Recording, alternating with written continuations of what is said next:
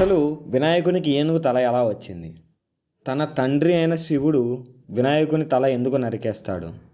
అసలు వినాయకుడికి గణేశుడు అనే పేరు ఎలా వచ్చింది? అందరూ అడ్డంకులు తొలగించే దేవుడిగా ఎలా పూజింపబడుతున్నాడు? ఇవన్నీ మనం తెలుసుకోవాలంటే అసలు వినాయకుడు ఎలా పుట్టాడో తెలుసుకోవాలి. ఒకప్పుడు పరమశివుడు గజాసురుడు అనే రాక్షసుని సంహరించి తిరిగి కైలాసానికి వస్తుంటాడు. అప్పుడు కైలాసంలో ఉన్న పార్వతీదేవి స్నానం చేయడానికి సిద్ధమయ్యారు. స్నానం చేసేటప్పుడు పార్వతీదేవికి ఎవరైనా అంతరాయం కలిగిస్తారేమోనని తన శరీరంపై ఉన్న నలుగు పిండితో ఒక చిన్న పిండి బొమ్మను తయారు చేస్తుంది. ఆ బొమ్మకు ప్రాణం పోసి ఆ బాలుడికి వినాయక అని పేరు పెడుతుంది. ఆ చిన్న బాలుడితో, పుత్రా, నేను ఇలా స్నానం చేస్తున్నాను, ఎవరినీ లోపలికి రానివ్వద్దు అని చెప్తుంది. ఆ బాలుడు చేతిలో ఒక కర్ర పట్టుకొని గుమ్మం వద్దే కాపలా కాస్తూ ఉంటాడు. కాసేపటి తర్వాత పరమశివుడు కైలాసాన్ని చేరుకుంటాడు. అయితే ఆ బాలుడు శివుణ్ణి ఆపి లోపలికి వెళ్ళవద్దు అని చెప్తాడు. శివుడు ఆ బాలుడికి ఎంతో చెప్పి చూస్తాడు.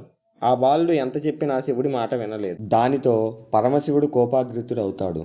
శివతాండవం చేస్తూ తన చేతిలో ఉన్న త్రిశూలాన్ని ఆ బాలుడి వైపు వేస్తాడు. ఆ త్రిశూలం తగలడంతో ఆ బాలుడి తల ఎక్కడో పడిపోతుంది. ఆ బాలుడి శరీరం మాత్రమే అక్కడుంటుంది. ఇంతలో పార్వతీదేవి స్నానం చేసి బయటకు వచ్చి ఆ బాలుని అలా చూసి బోరున ఏడుస్తుంది. అప్పుడు పరమశివుడు జరిగిన అనర్థాన్ని గ్రహించి తన గణాలతో ఉత్తరం వైపు తల పెట్టుకుని ఉన్న మొదటి ప్రాణి తలను తీసుకొని రమ్మంటాడు. తను ఆదేశించినట్లే తన గణాలు వెళ్ళి వెతుకుతూ ఉంటారు. అప్పుడు వారికి ఒక బలమైన శక్తివంతమైన ఏనుగు కనిపిస్తుంది. ఆ ఏనుగు తల తీసుకొని పరమశివుడి వద్దకు వెళ్తారు.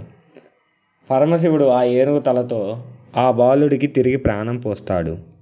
ఆ బాలునికి గణేశుడు అనే పేరు పెట్టారు.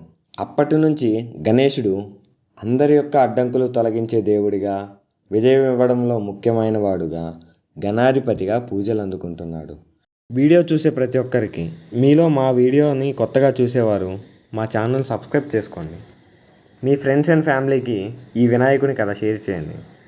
అలాగే ఈ వీడియోని లైక్ చేయండి. ధన్యవాదాలు.